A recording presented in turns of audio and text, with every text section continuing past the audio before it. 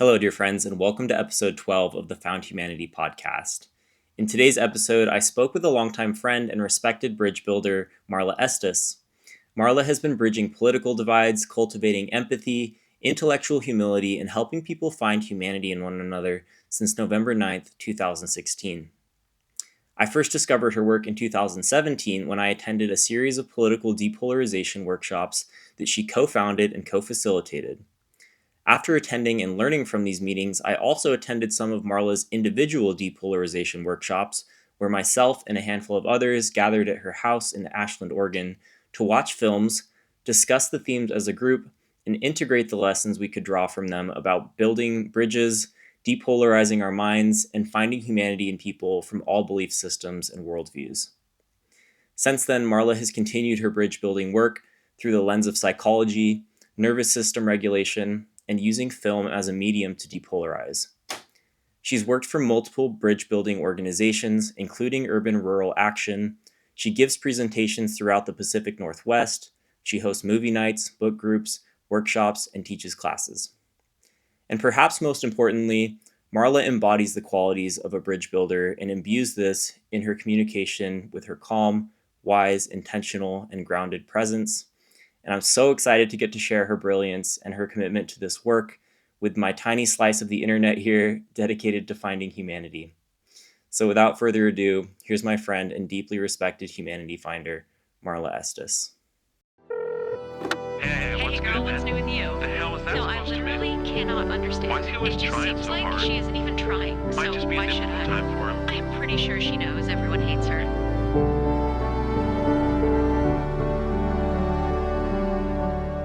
You know, I've never really thought of Yeah, it that way. I guess I could see that. But then I realized I'm just like her. him.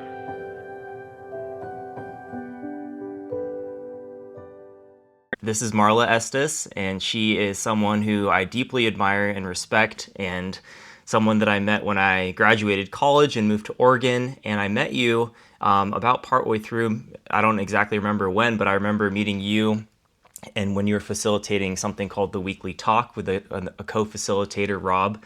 And it was such a timely thing in my journey because my whole passion was in mediation and conflict resolution. And here were two adults doing this work out of the passion of your heart. And I saw that and I felt that. And as soon as I attended those meetings, I thought, wow, this is incredible. And I want to be a part of this. You know, that it was like a local, wonderful thing. And then I found out that you did your own work and that you had different ways of bridging the political divide. And yeah, so I'm excited to dive into some of that with you today and excited to be here with you. So Yeah, me thanks too. for being here. Yeah, and just for the record, that was 2017. Wow, 2017. So 8 years ago. Amazing. Crazy. And you've been at it ever since then. Yeah, I've had some personal hiatuses, but I always kept my toe in and I would go kind of in and out of putting more energy into it. But it's such a passion that I can't do it. I can't do it. So yeah, that's really what drives me. And I think I've told you this story before that it all happened on November 9th, 2016, after Trump was first elected. Mm, And I woke up with a voice in my head saying, you've got to do something about the political divide, mm, which knew I should say yes to, and I did. And mm. had I known how hard it was going to be, I wouldn't have said yes. But I'm so glad I did because it's, if nothing else, it's so personally enriching. And it does, and we can go into how I work now, but it's not for everyone, I would say, but the people it touches really, really shift. So it's soul satisfying. Mm. What would you say along that line of soul satisfying and the voice that you experienced in 2016, November 9th? Um, had you always had a connection to that part of you that wanted to heal and bring people together? Or how would you describe that voice that kind of like set you on that path? Um, yes. I mean, if I think back to when I was way young, like 13, I can see I already wanted to understand myself and people and psychology more. That was really a drive. And in 2010, I had gotten my master's degree in transpersonal psychology and I started film classes. And they were small classes, like maybe 8 or 10 people. And I would cover topics like a series of mother and daughter films or things like that.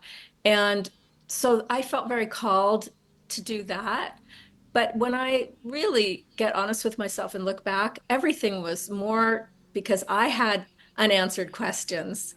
I wanted to explore mother and daughter. I wanted to explore father and daughter. I had a whole class. I love this one, exploring the masculine. And I gave that several times. I think it was 8 parts, and all for women. And we all had more compassion for males at the end and saw the ways that they are also disenfranchised. So, and the same with the political thing. I, before that voice, I I just checked the boxes on my own, the side I signed up with, and I never did any research. I just asked other people who they voted for, what they voted for. And I started opening my mind to really understanding issues and perspectives, but I found that we can't do that if we're triggered or our survival mechanisms are galvanized because we feel the other side is an existential threat. So, what I found out, and I've had a voice like that 2 times before in my life, which really guided me to, if not doing the right thing, not doing the wrong thing. So I knew to respect that to answer your question. And yeah, I kind of felt like if I didn't heed it, it was at my own risk. And I actually saw it really brought me personally and the work I do in the world to exactly where I'm happy to be. Yeah. I so relate to what you said about it coming from a place of like, well, the voice first and foremost. Like, I felt like for me after college, I was like, I have to do something to unite people. And my paradigm for doing that, or why I wanted to do that, kind of dissolved. It was from a religious framework. And then, middle of Christian college, I was like, okay, this no longer resounds with me anymore. And yet, I'm still the same person and I still value the same things. And there's still this deep part of me that wants to bring people together and to reconcile and to heal. And the story of Christ always inspired me in that. Mhm. And but I realized as I got into the work and years into the work that I realized, oh, this has all been for me to like, and of course, yeah, it helps other people, duh, but like, it's for me. And that for me was like a humbling and it changed how I did the work ultimately. Yeah, that really touches me. And it's reminding me of this quote from Martha Graham. Do you know who she was? She started, I don't know, in the 20s or 30s of last century. She started the modern dance movement, had a big part in that. And she's got this wonderful quote that I'm going to butcher, but you'll get the point. She said something like, there's only, we have one dance in ourselves to do. We have one dance to do. And if we don't do it, it never gets done. Mm, So if you and I don't do that thing that I'll just put it in the basket of being called on to do, it won't get done. Not in the way that all our experience and our sensibilities have brought us to express that. wow. Now, I'm so interested because that to me reminds me of the individuation process that Jung talks about. And you've talked about like in discussing that it was for you, like you talked about the mother daughter movie series and like exploring the masculine, and then as reference to like these things were for me to grow and to heal as well. But and then talking about individuation, and I just know you like Jung because I watched your YouTube video or part of it. But when did you first discover like the subconscious and like that there's this part of each human being that exists, and there's these archetypes, and as we explore these things and do shadow work and other mechanisms, like what that offers us, and when did that capture your interest first? Probably when I went to grad school.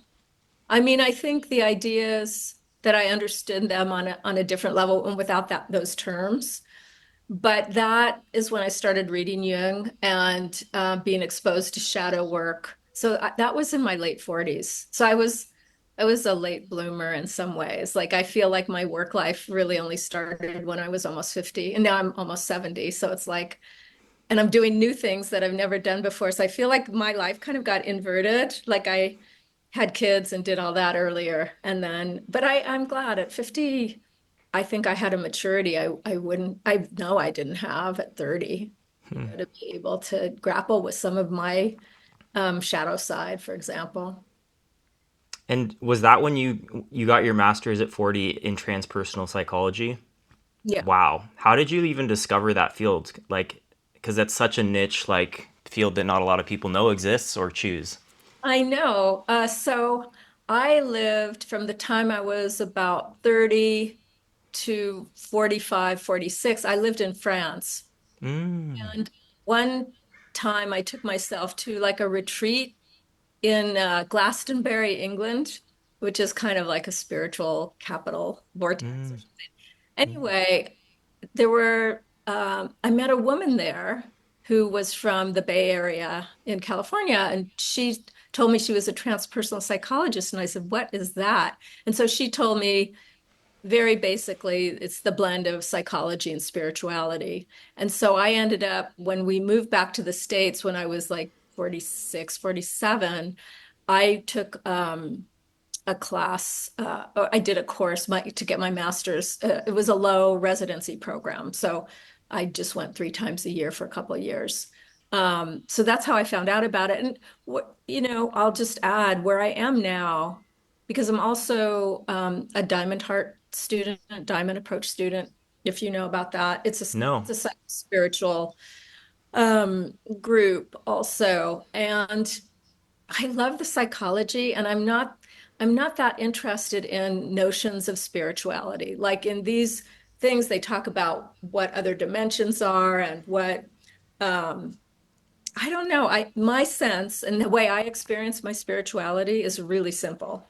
Mm, Is that if I work on my own psychology and kind of the blocks to this flow of life or flow of love, then and kind of an innate spirituality arises, mm, which basically for me feels non-defensive mm, and open, but not open like in a foolish way, because there's that too.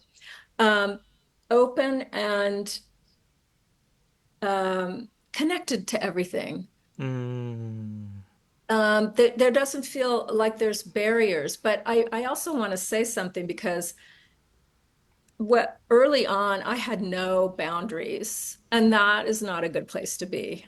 mm, So there's this, even though I talk about it being open, there's also a part of me that knows um, when things do need some boundaries, like saying no. I never said no before, but you have to have a certain sense of also reading the room, like, oh, this is not something I should say yes to. So it's mm, more like, I guess you could say developing one's intuition, my intuition. hmm, That's a slippery slope too, because sometimes our old unconscious material shows up as an intuition, like often for women, maybe for men, like they have this idea, they meet someone, they think, oh, he's my soulmate. I just know it. And it turns out he's just a repetition of the same bad actor she had like early on or something like that. Do you know what I mean?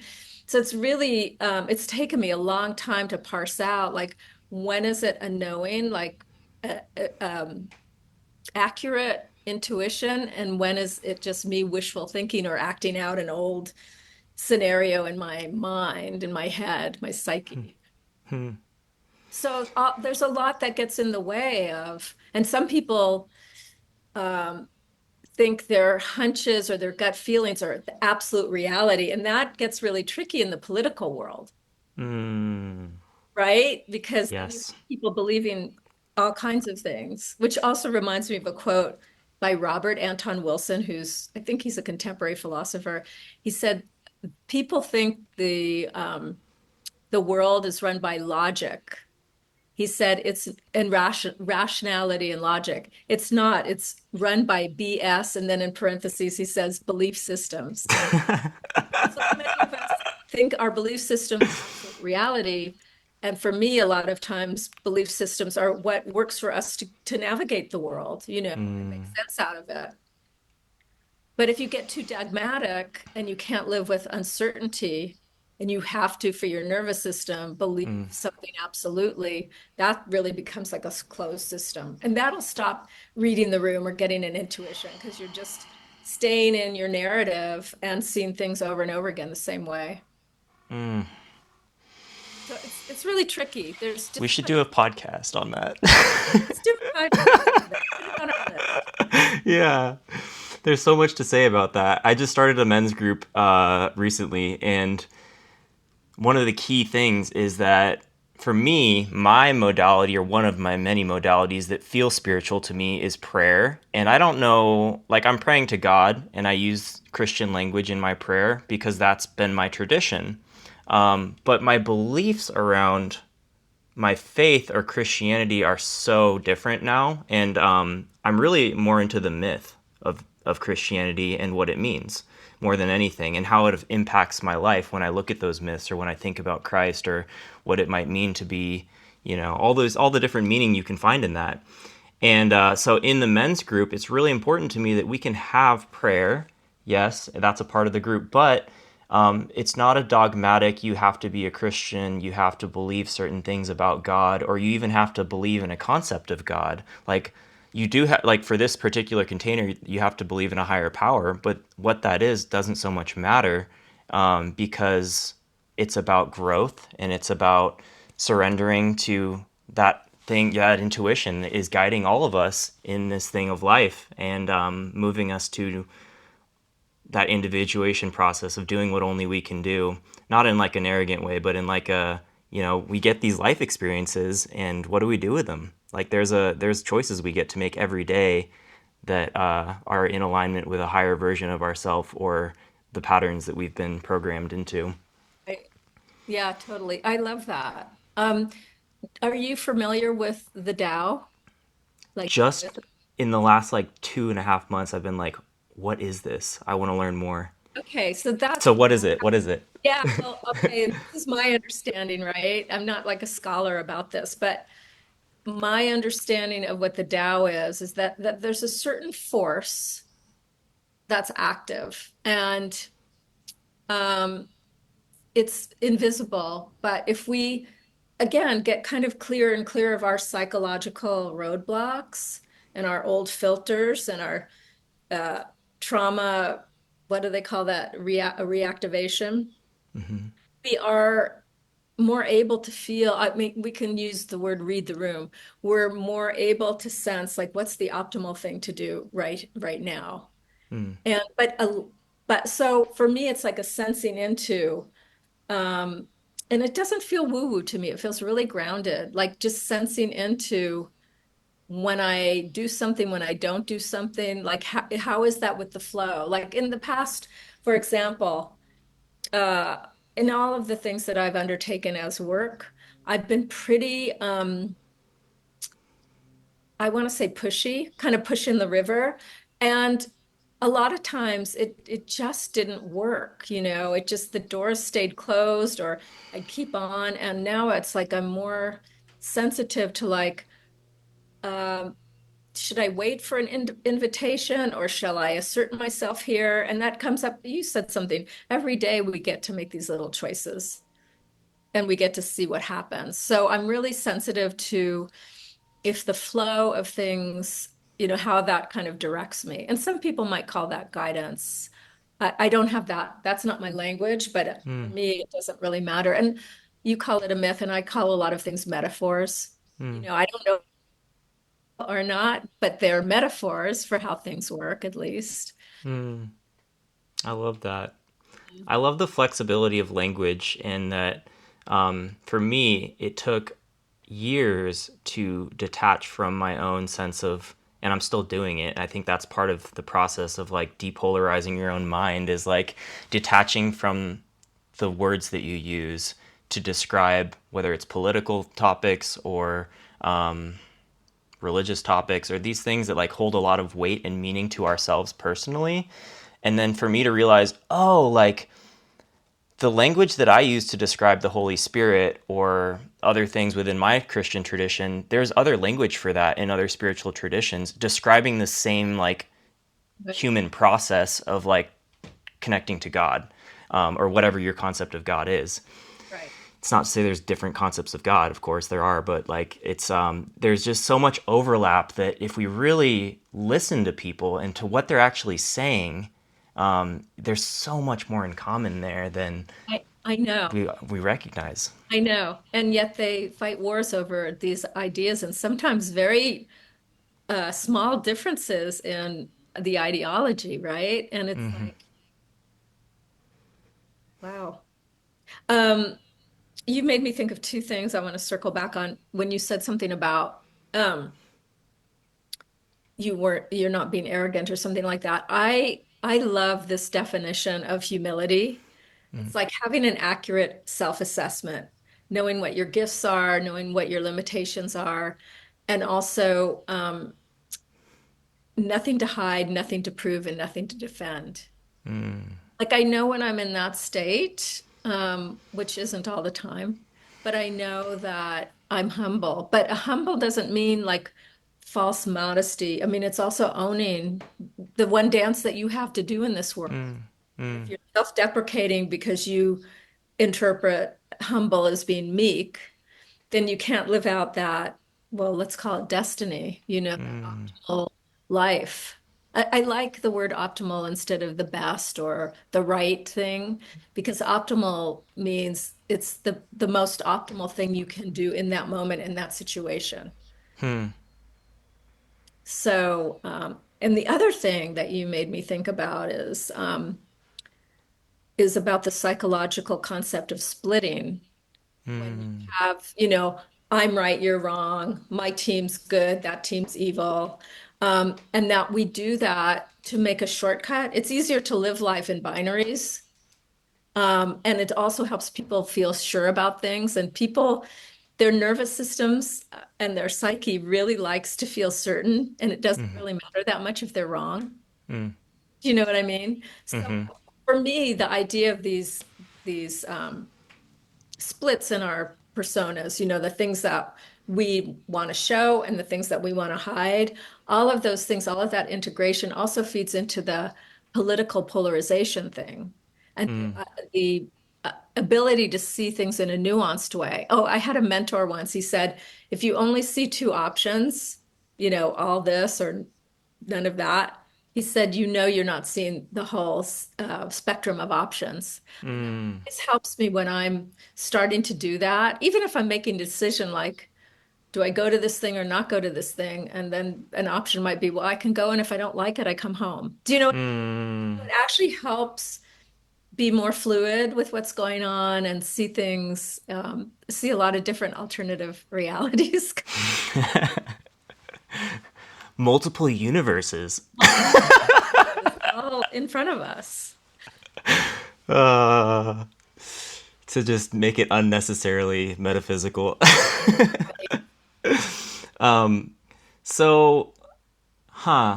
So I have two questions, but what do I want to ask first? When do you feel like you hopped in this river of like your dharma or like your like fully committing to following your intuition, and why did you do that? Well, as you asked that question, I had a flashback like in the movies. And I remember when I lived in France, and this must have been because we moved here in 2001. This is maybe 1999 or something. And I was at dinner with a friend in Versailles, and I don't know what we were talking about, but all of a sudden I started crying. And I said, I feel like there's something really big in me that wants to come out. And when I've connected the dots, I feel like what I'm doing now is that thing.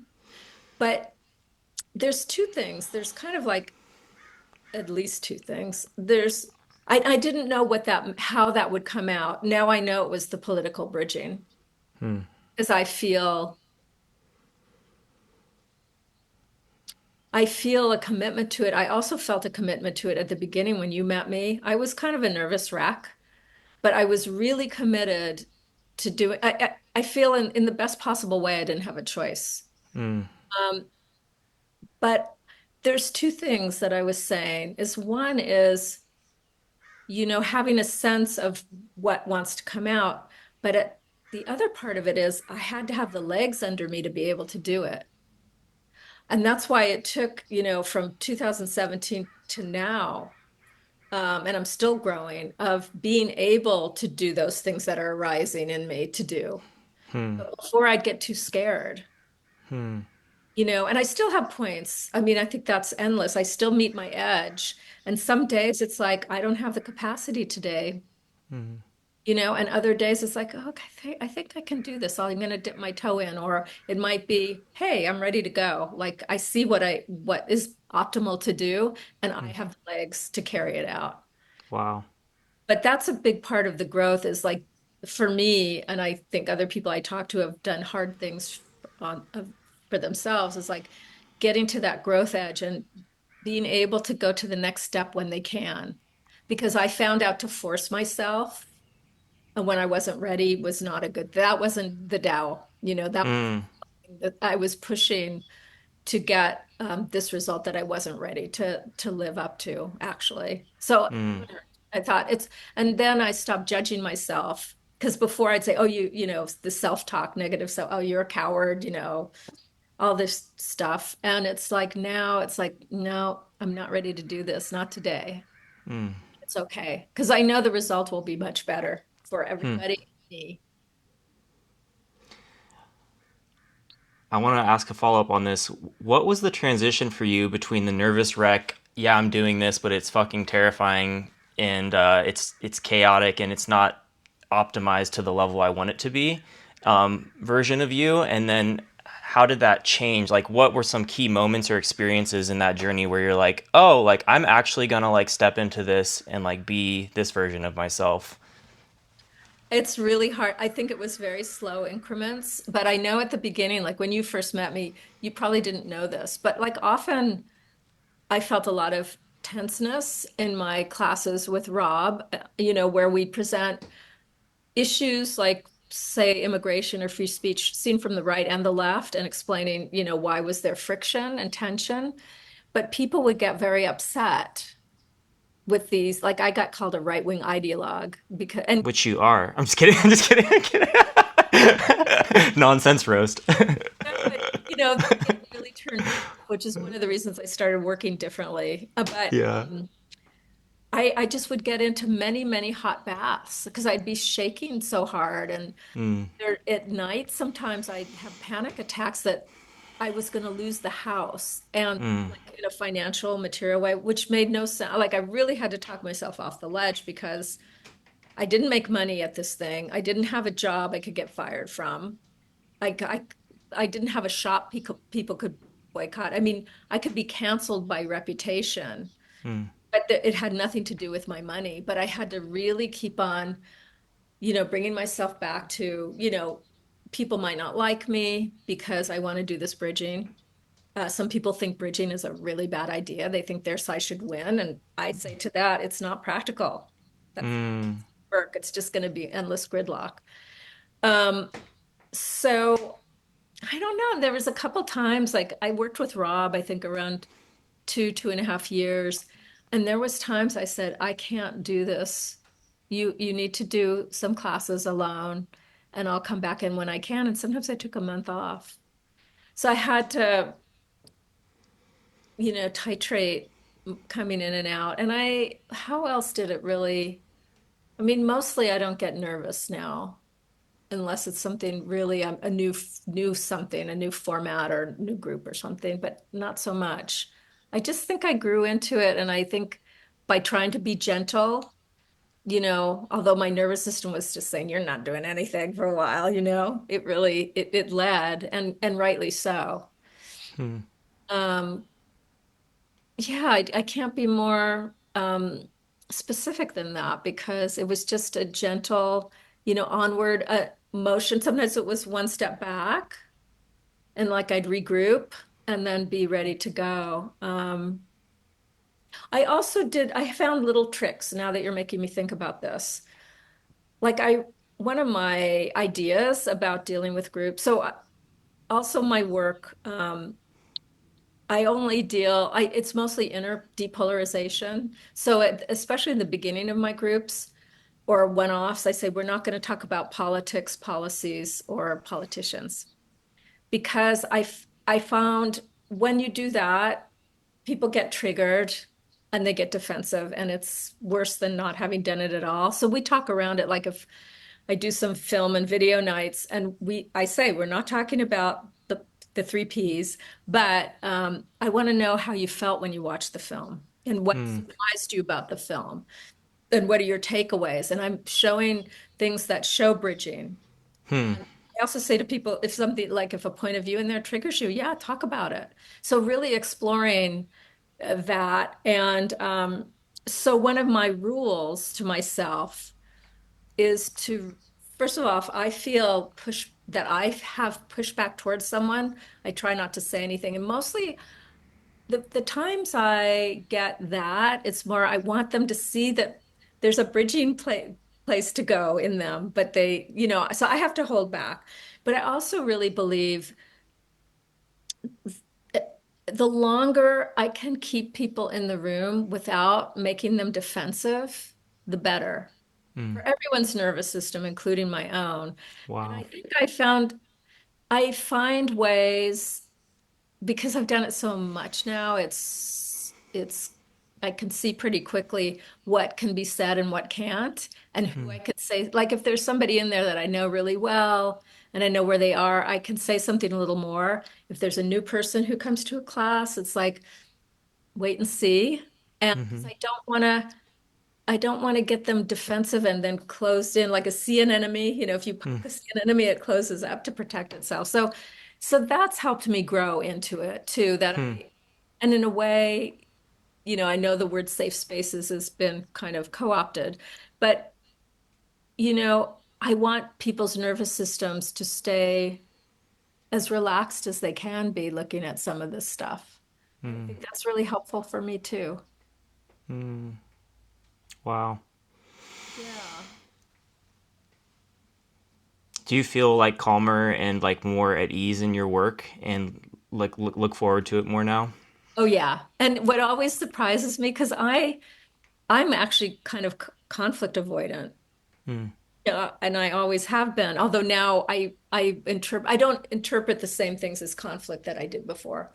Hmm. But the parts I like the best are the Q&A, which are actually the most dangerous parts because you don't know what people are going to say. I find I have a few phrases like if someone brings up something political, I try to make a joke and say, no, we're not going there tonight, and I laugh. So I have ways of diffusing, and that really helps me too, that I know I have some things in my back pocket that I can use should things get a little edgy. Yeah.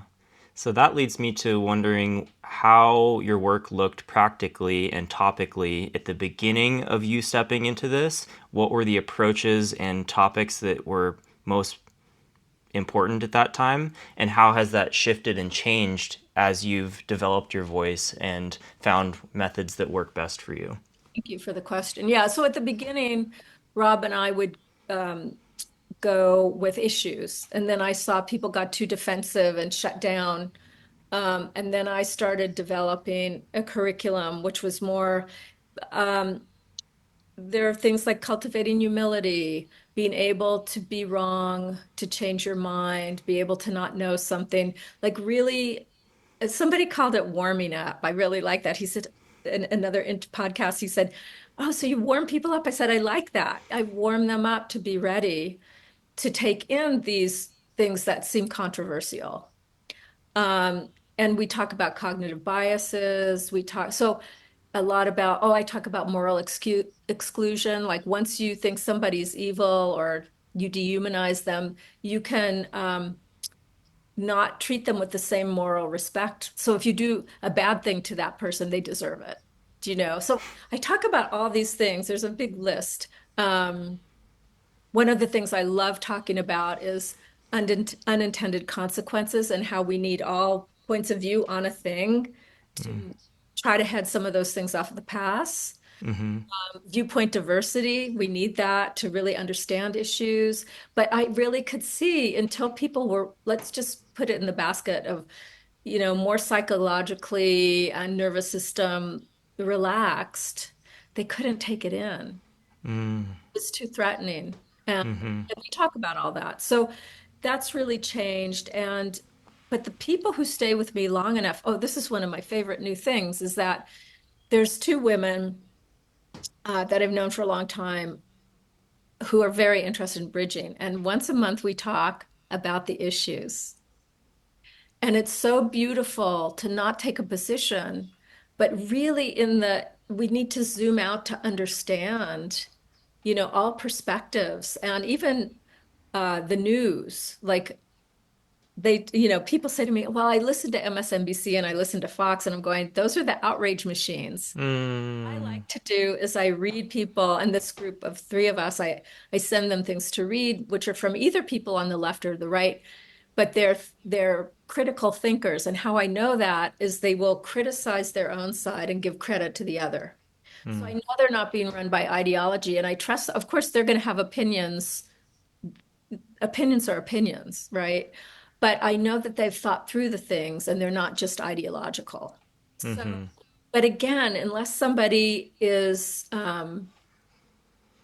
calmed down, they'll reject that who they consider the other point of view, the opposite Yeah. side. So I warm them up. I try to prep people to get ready to have those conversations with it's really becomes like I want to know as much about this issue as I can. Not like I want to have an opinion right away and just find things that confirm my opinion and throw away things that disconfirm my opinion. Do you know? It's that whole thing we were talking about before that, how people use belief systems as like, what do they call those? With kids, they have their blankies, comfort. Oh, yeah. There's a word I'm missing it. But, they do. I called it the soft thing. That was my mom gave me this robe when I was a kid, and I always wore it around, and it was my soft thing. There you go. Yeah, exactly. So, but oh, and this one of these, the three of us women, because one of my taglines is kind of nudge yourself towards nuance. This woman, Leslie, she said, she took it a step further, which I love, and I want you to feel this when I say it. Just take a beat. That we need to become grounded in nuance. And when she said that to me, even that I don't always live in nuance, but more than I did 8 years ago, it's like, oh my God, to feel grounded and be able to feel that with an understanding of the complexity of the world. And it's really hard to land on a point of view because things change all the time. We don't know all the things at any one point. So that's like a goal for me. Yeah, Nuance. I love that. And I think that it's so threatening to the powers that be, or politicians, or people who really rely on narrative to either build up themselves or some of their allies or destroy other people based on narrative. And that's exactly why the CIA is involved in news. And, it's like there's big power in narrative creation and storytelling.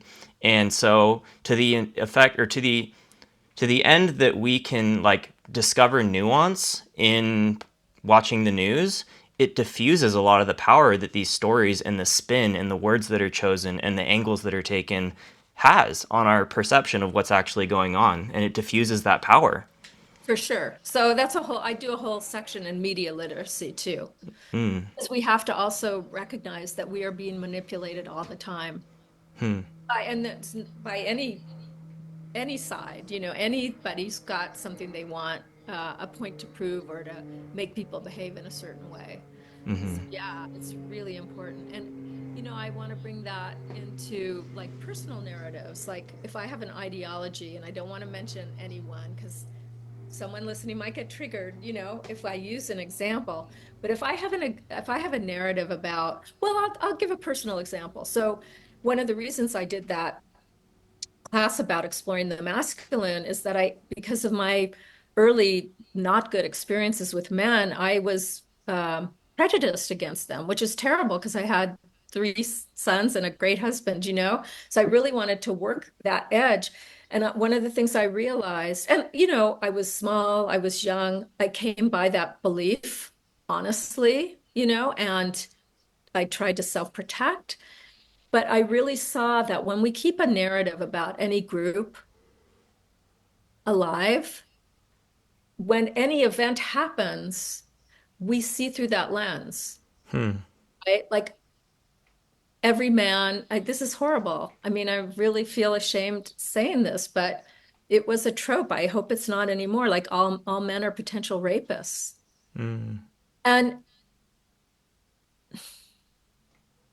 I don't know, it makes me really, really sad. But there's any narrative with these ideological narratives, like a systemic problem, then any problem that happens, they think, oh, that's the systemic X thing.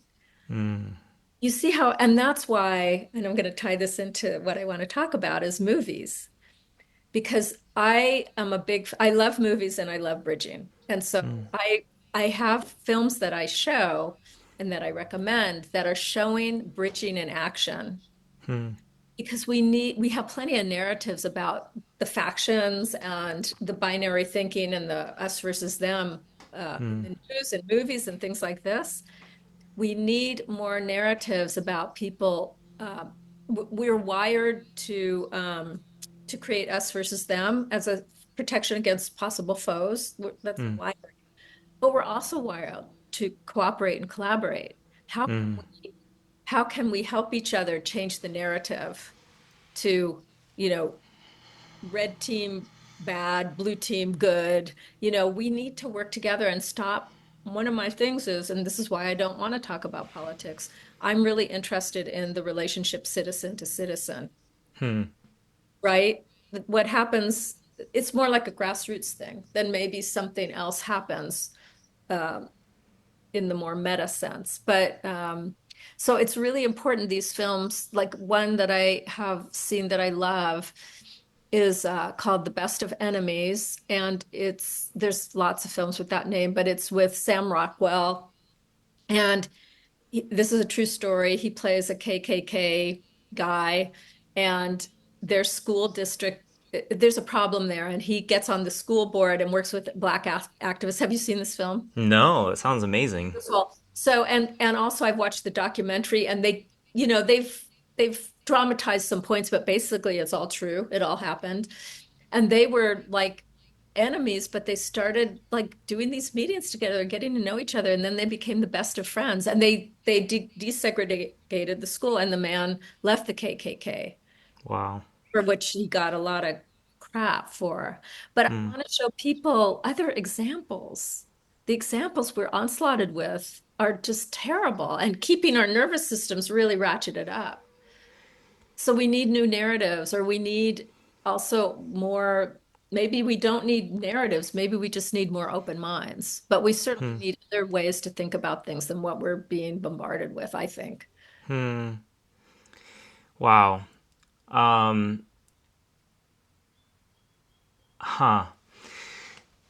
I want to talk about what polarization affords us in terms of like before we depolarize and when we're locked into these like political identities or religious identities or racial identities, and we're in these little communities that like other people violently and say like, no, fuck you, I don't respect your opinion, I don't respect, like literally they utter one wrong word and it's like, nope, next. Right. What does that afford you as a human being? Because there's a purpose to that and there's a function for that behavior and for that reactivity. And I will just say, coming from a place where, of course, like everyone experiences that as a human, that's part of being alive. For me, when I see that in myself, I see it as self-protection. I see it as a sense of safety in myself, that if my beliefs are solid, then and their beliefs are wrong, then it like, creates a false sense of superiority or security in myself. So that for me are kind of like key reasons why I would have done that in the past. But I guess, so that's one side of the equation, but coming out of that and into depolarization on a personal level and on a nervous system level, what is afforded in that journey from going from this place where there are benefits to it, but there's also costs, and then what is afforded when you move to this place of being depolarized internally and then as you interact with the world? Right. Oh, great question. And so this is how I see it. Um, Part of what is afforded when we are polarized is we are with a team. We're with our tribe. And that is part of your safety thing. Like you were talking about you feeling safe, but you feel we're wired to feel safer in our clan, in our tribe. So if we're surrounded by people who all believe the same thing. And that's why when there's dissent in these ideological circles, that's how the cancel culture uh, developed. Because if you question the ideology, you're out. There's no room for curiosity or questioning. Um, what you made me think of with your question, do you know Brene Brown?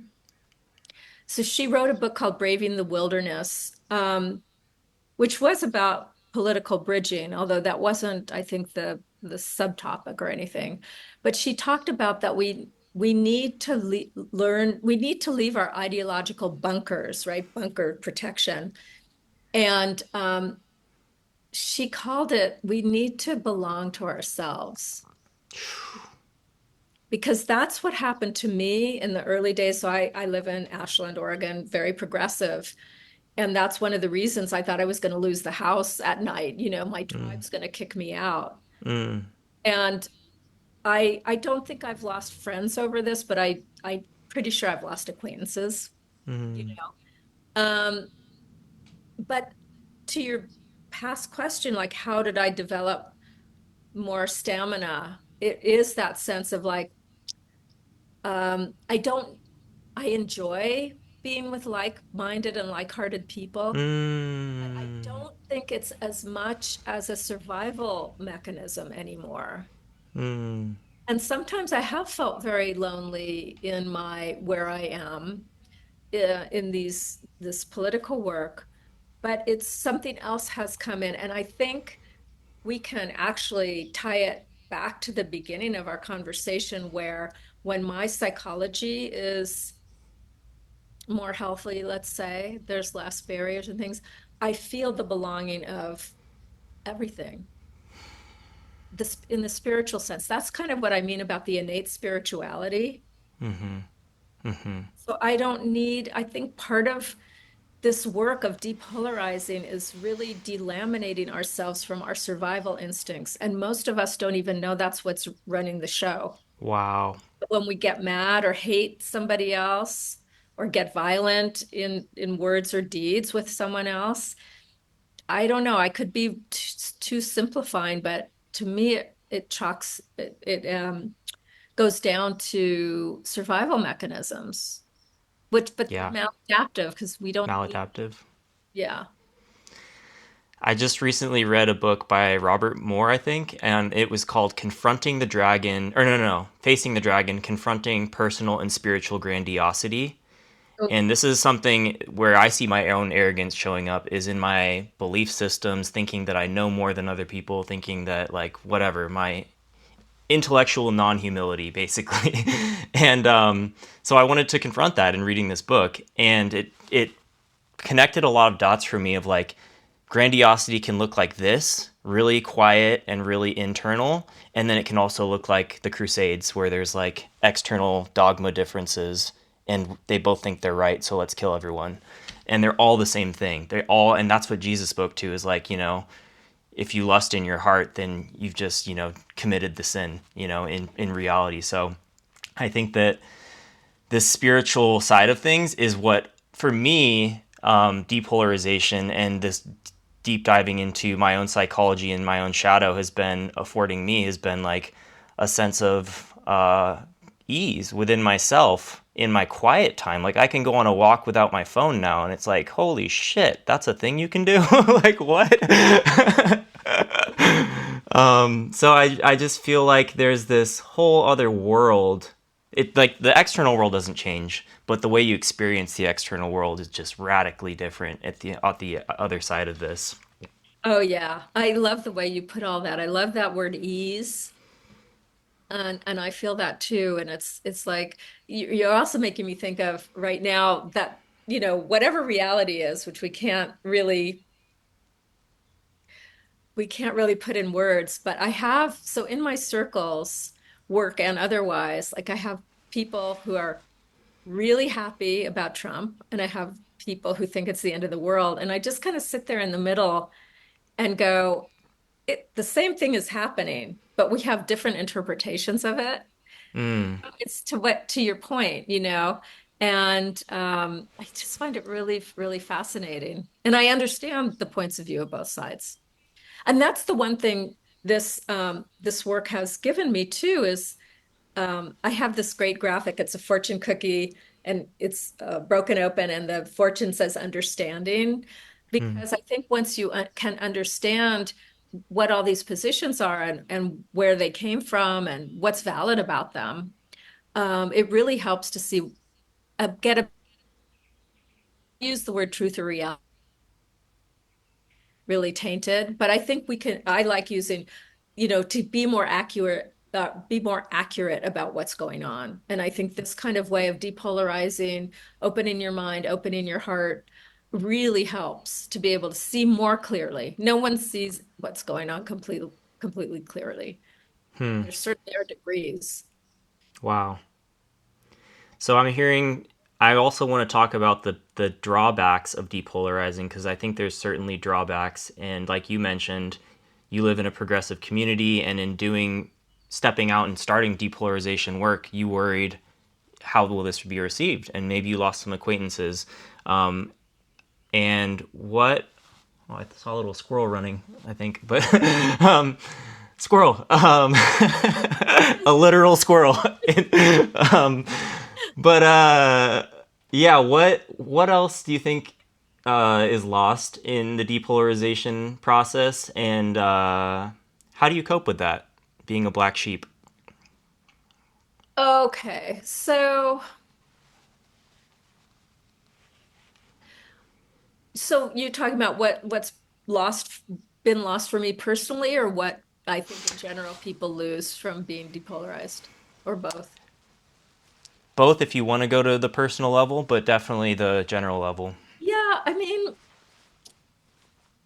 I don't know. I'm biased because I think it's a net good to be depolarized. Okay. So, but if I kind of push back on that, yeah, you might lose friends. Um, I know that early on I would get a little more strident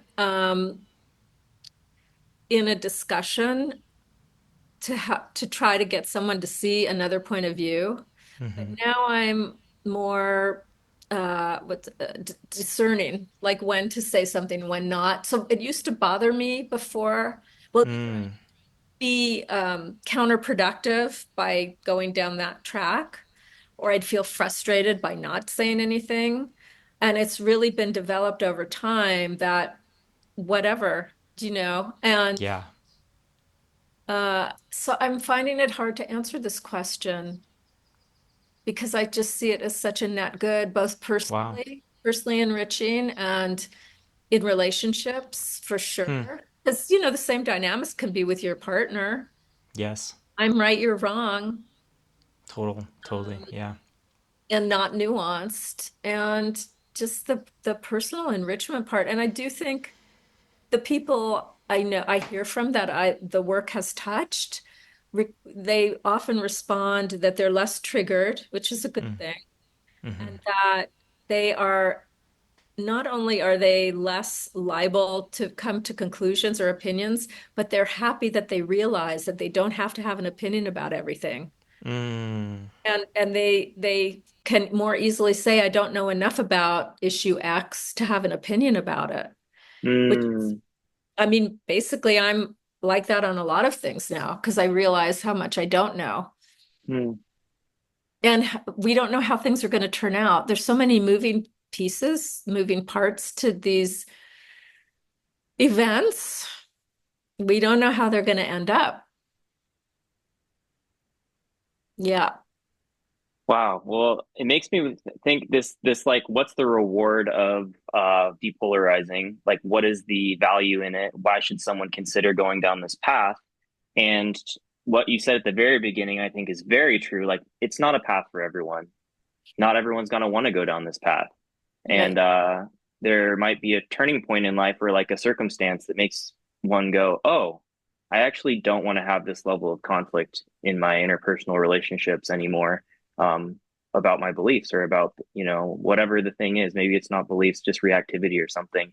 But in thinking about like marketing this work, I'm sure that's not the goal. Like you're not after numbers, but in a sense, we all are because we want to like share our message. And you have a wonderful message to share, and you're so effective. I've seen you present. I've seen many YouTube videos of you sharing this information, and how you present it is so grounded and great. Um, I guess like, what's the question in that? Why should someone who is listening to this podcast and made it this far in, like if they stuck around this long, why should they really consider attending, whether it's your seminar or something similar to this, where they're really starting to go a little bit deeper into that next level of depolarizing? Right. Well, I can say that it is personally growthful and enriching in every aspect of your life. And I also think it's the way that I do it is a gentle process. It really respects people's collective in a room nervous system. Mm, And and it does make the world a better place, I think.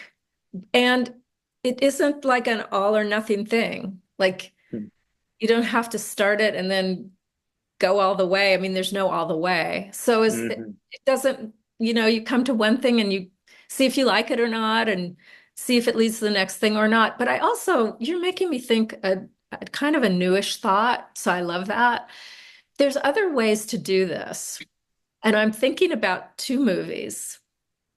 And I think what it is if people can connect with kindness and with love, and I don't mean love in a saccharine, sweet way, but I'm thinking of the movie Three Billboards Outside of Ebbings, Missouri. Did you see this? Mm-mm. Oh my gosh. It's a hard movie to watch, but there are two main characters who are both, one's like the very racist guy, and the other woman is hard to like and really tough.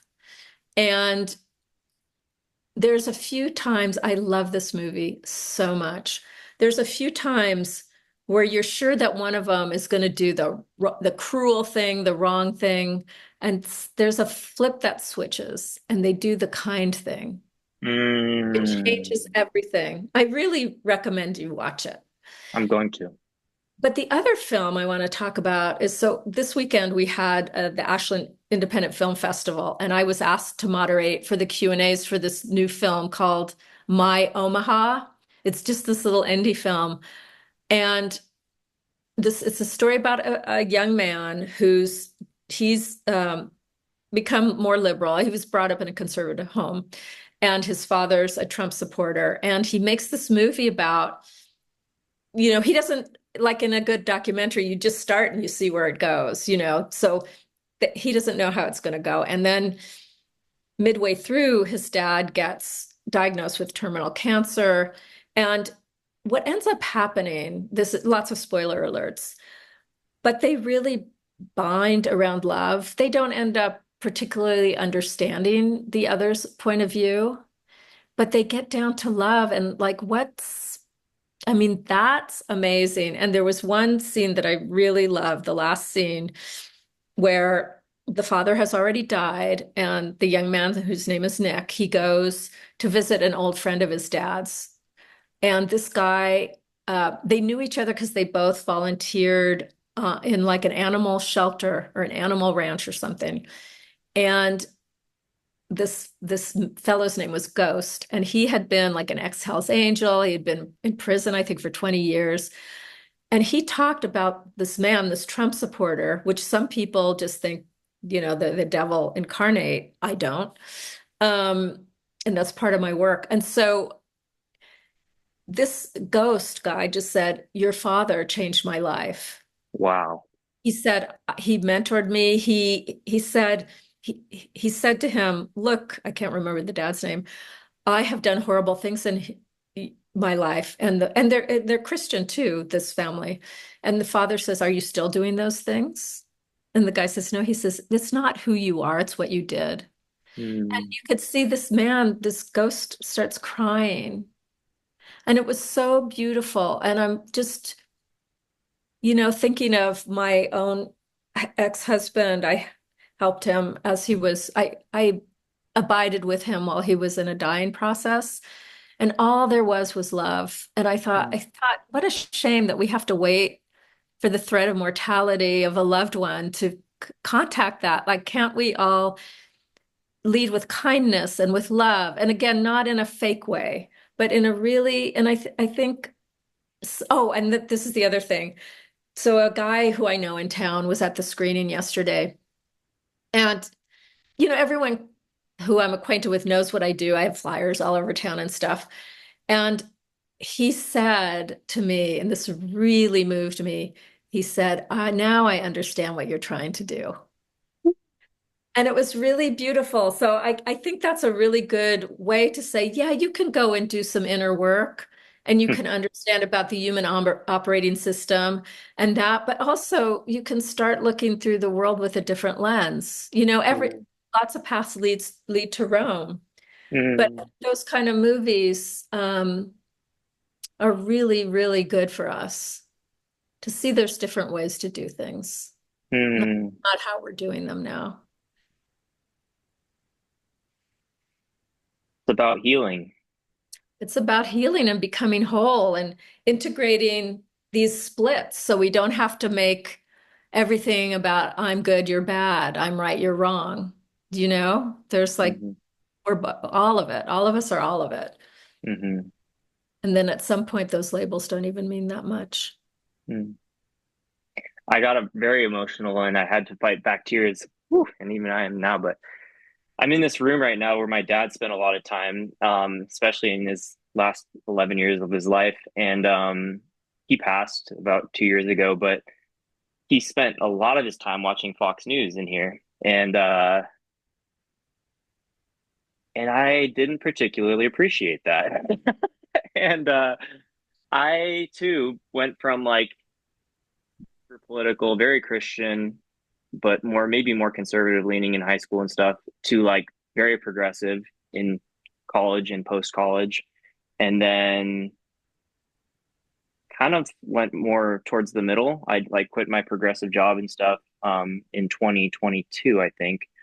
And was like, oh my gosh, like I didn't like, yeah, it wasn't like I saw the light or something, or I was like, this is 100% wrong. And like conservatism and right stuff is 100% right. But when I returned from Oregon to California in 2018, um, and eventually in 2022, when I switched jobs, I just felt more compassion to like my dad because I kind of demonized him. And I frankly even used him as a tool, a rhetorical tool to my progressive colleagues of like, oh, my dad talked about doing this as a kid that was like racist or whatever. And like I shit on my dad's name because it made me look like a better person to my colleagues that I had this awareness of my dad's wrongness. Mm. Whew, dark stuff that anything would make you want to like disown family members because of their past, cancel your own family type thing. But all that's to say that in his last 2 years of his life, yeah, we just like bonded a lot. And it wasn't about like I could handle his political polarization. I didn't view him as a bad person anymore because of that. I didn't resent him for X, Y, or Z behavioral things that never resolved themselves. It's like, okay, that's just a part of dad. And I can like still love this person in the midst of their belief system, in the midst of their idiosyncrasies, and be present. So, whew. That's beautiful. And, I love how you told that story. And I'm thinking about this really great quote, which I will also butcher by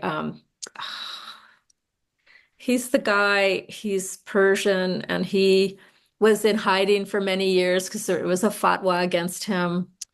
I'm forgetting. Osama bin Laden. I'm just kidding. Kidding.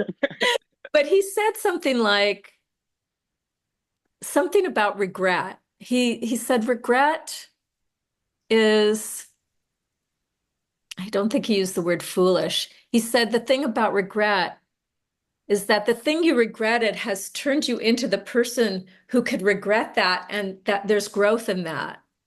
You One needed that because of course I Hmm. have experiences like that too, where I really regret and have remorse over things that I did were wrong, but they helped make me the person that I am today that can understand not to do that again.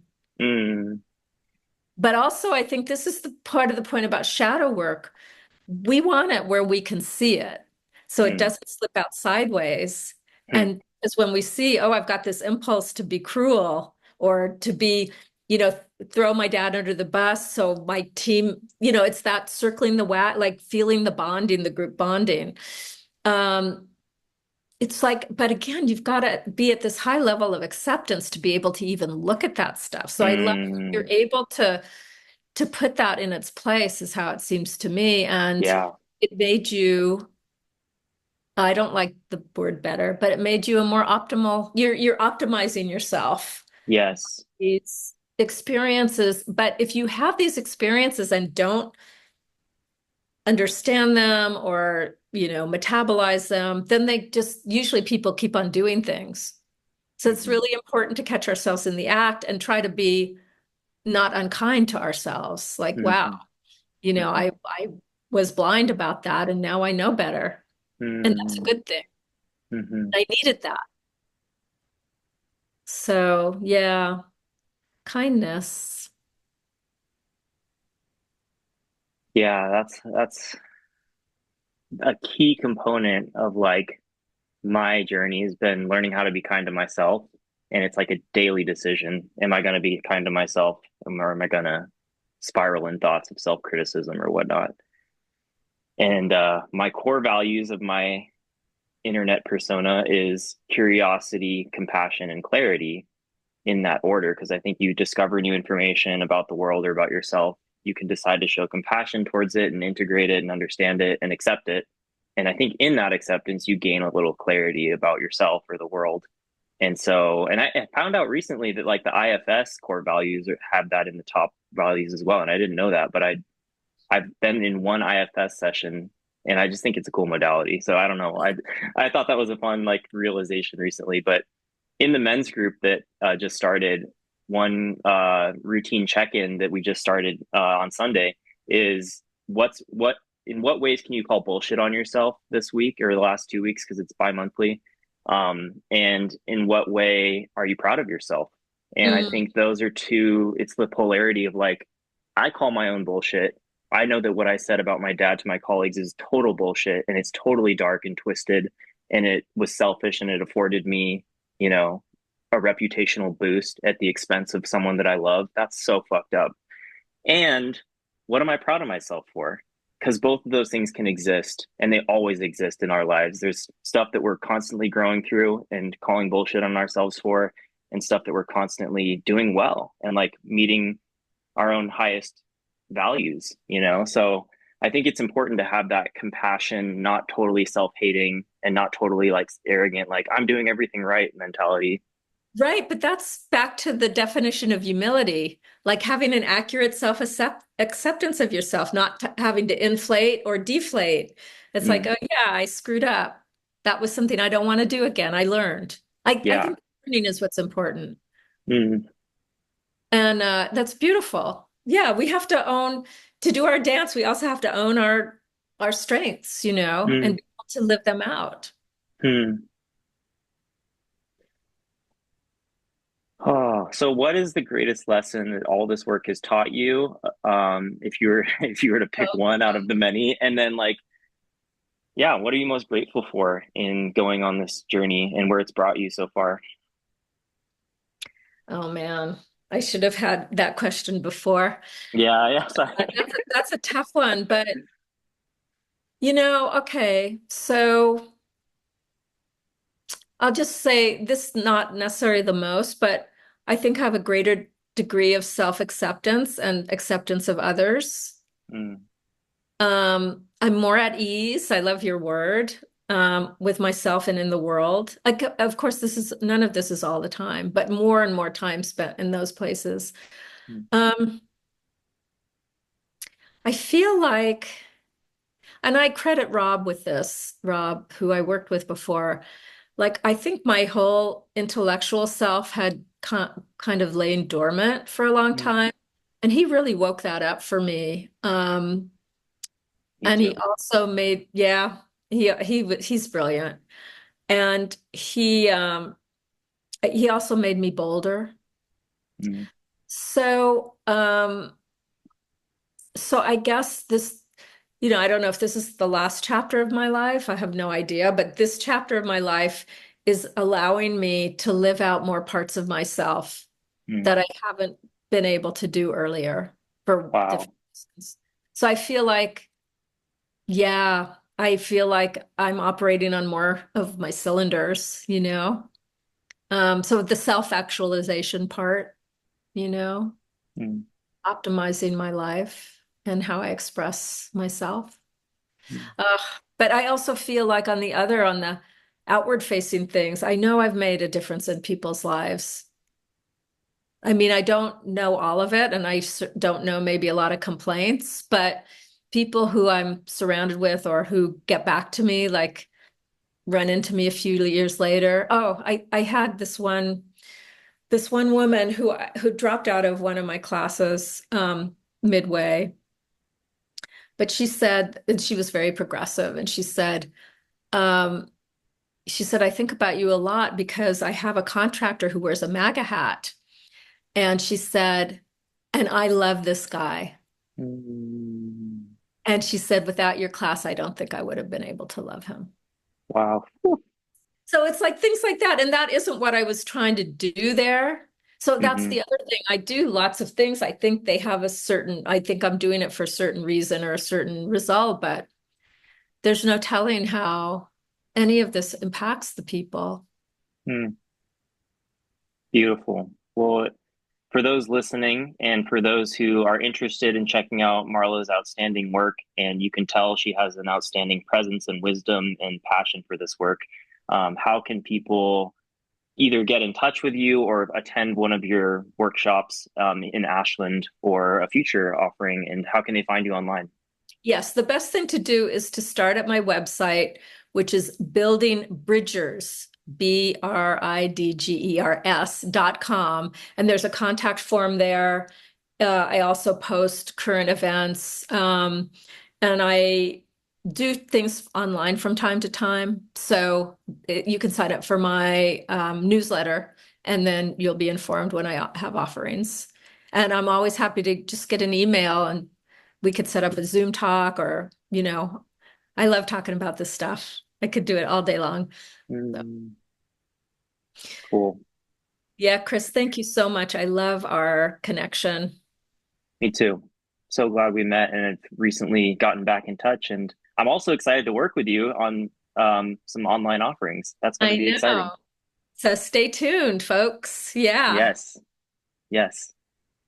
Well, anything else that you want to share before we close out? Oh, I have a question. What do you think unites us as humans? Oh, well, okay. Oh, man, another hard. Well, I Sorry. do think like we all exist as I want to almost say mammals. I mean, we all have a common we've had different life experiences, but we have a commonality of being human.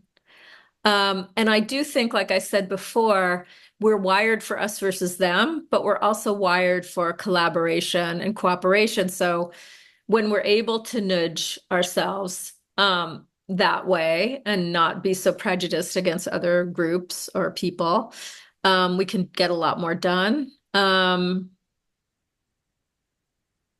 Yeah, we all exist. Mm. Ah, love that. We all exist. If that statement were just read at like surface value, it would say nothing. But in light of what you just said in that statement and in light of our entire conversation, it's like it contains it all. Right. I'm glad you see it. All right. Well, till next Cool. time. Yeah. Thank you, Marla. This was great. Yeah. Everybody, check out Marla Estes. She's awesome. Thank you. I should know. Alrighty.